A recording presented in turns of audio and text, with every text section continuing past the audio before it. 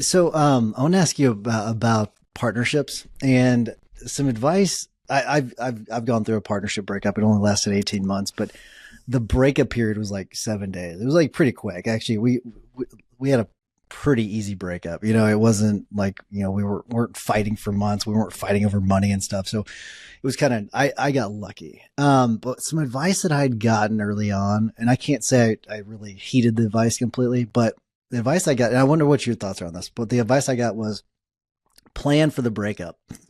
and I hated thinking about it that way. And that's why I can't say we heeded the advice completely. Now we did. I mean, we had all the documents put together and everything else, but I think that maybe that's what made it so easy. But I think more of his, he was reasonable, I was reasonable. I think that had more to do with it than the actual legal side of things.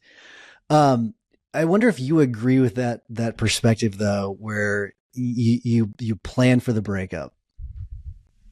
Absolutely. Yeah. That's the key. Okay. That's the key. I figured. Yeah. I call it, I don't say plan for the breakup. I say you've got to lay out all the exit ramps.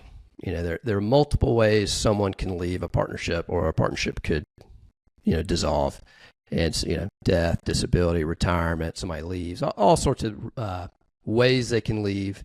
And you want to lay all that out in the partnership agreement.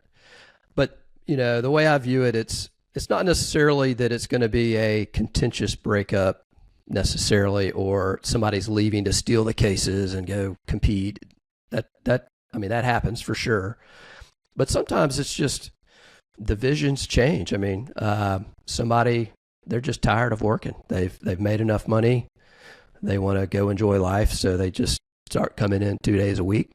And the other person says, no, that's not what I want to do. I still want to bust it. And so then these resentments can build.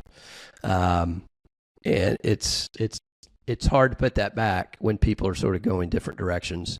And it's not necessarily that, they did anything wrong. But these sorts of things just happen. I mean, they just happen, especially in partnerships that have a big age gap. Just obviously somebody's going to hit sort of the end of the road sooner than the younger person. But even when you're similar in age, it's just your vision for what you want to do, your work ethic, all that stuff may be different. So you need to just have a plan in place for what it's going to look like. And the way I say it too is you put all this into a partnership agreement, and it's sort of the fallback. If you can always negotiate something different at the time. But if you can't agree, then at least you've got an agreed upon sort of fallback of how you're going to deal with it.